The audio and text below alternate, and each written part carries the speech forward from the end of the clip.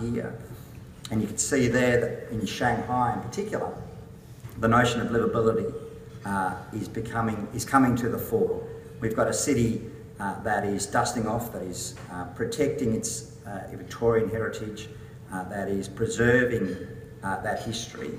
Not because the Communist Party there has all of a sudden, discovered this sort of nostalgic, romantic notion of its past, but because they understand that livability matters.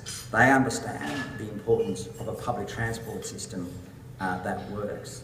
And as I said, the policy there is very determined and it's very practical.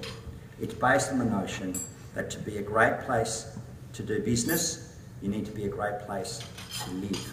They want to turn Shanghai into a regional financial hub, and that's why they are focusing on livability. So I do think whether it's Shanghai or New York or a number of European cities, this notion of livability is going to become incredibly important as we move ahead. And for me, the issue is somewhat personal.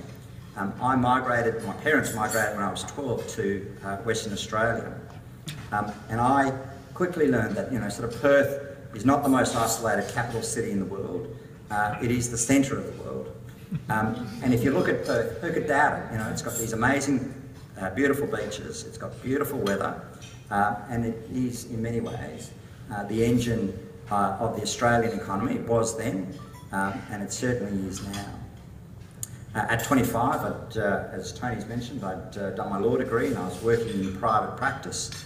And I had all the confidence of a 25-year-old, and I decided, well, I'll come to Melbourne for 2 years. I'd leave my family, my friends, my connections. I'd come to Melbourne for 2 years, take a break, and then head back. But after that 2 years, I knew I was never going to go back. And what I fell in love with was this notion of Melbourne and its livability. Just looking at my electorate, eastern suburbs of Melbourne, Eltham is a beautiful place. Warrandyte is beautiful. They are very different to Doncaster. They are very different to Chapel Street, very different to Sydney Road. We are a vibrant city, and we are a city of communities. But I think, like my decision to stay, Victoria's economic success, its ability to attract people, to keep and develop innovative jobs and successful jobs, that skill is highly, it's counterintuitive. We are successful in Melbourne without the mineral wealth, without the beaches, and our success is not weather dependent, although I notice the sun's coming through now to prove me wrong, but as we know, Melbourne's success is not weather dependent. Our success has to be planned, our success has to be earned. So the question is, drilling down, what are the issues of today, and how do we address them?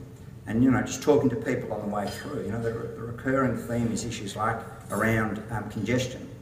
And even on a weekend now, congestion is a problem. I'm a father of a 12-year-old and a 10-year-old, and we've got soccer and basketball drop-offs and pick-ups, and we kind of run into the shopping on the way through. And let me tell you, it can be a jungle out there, as I'm sure you're all aware. And for business, congestion is a huge impost. During the week, congestion adds 50% to travel time in peak.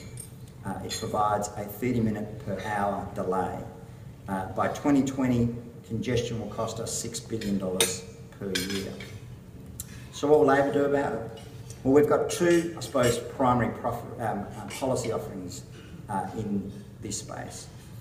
Our first relates obviously to public transport, and we're determined to boost public transport. Starting through that prism of the world's most livable city, we need a rail network that justifies that accolade.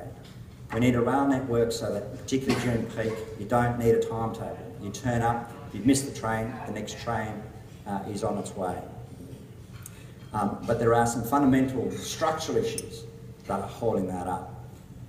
Principally, congestion on the City Loop. Now, the City Loop's a bit like a crowded airport. You've got sort of planes hovering around looking for a runway to land. And it's the same with the City Loop. We've got trains queuing up, waiting to find a spot in the loop. And of course, that has a cascading effect for trains down the line. So our vision is to double the size of the loop. 5 new stations, connecting and enlivening that Melbourne university district, making sure we've got a proper university town, a precinct out there. Again, a greater attraction for international students, for visitors, part of making Melbourne the most livable city in the world. But we also need to address the more mundane at one level aspects, and that is this issue of level crossings. It's a major cause of congestion. In parts of my electorate, in those eastern suburbs, you'll spend 40 minutes, 45 minutes, an hour in peak behind boom gates, waiting for the trains to pass before you can get through. And trains coming through the other way have to crawl. They've got to crawl because in case there's some idiot that runs across, past through the boom gates, and they have to crawl in case the boom gates aren't working.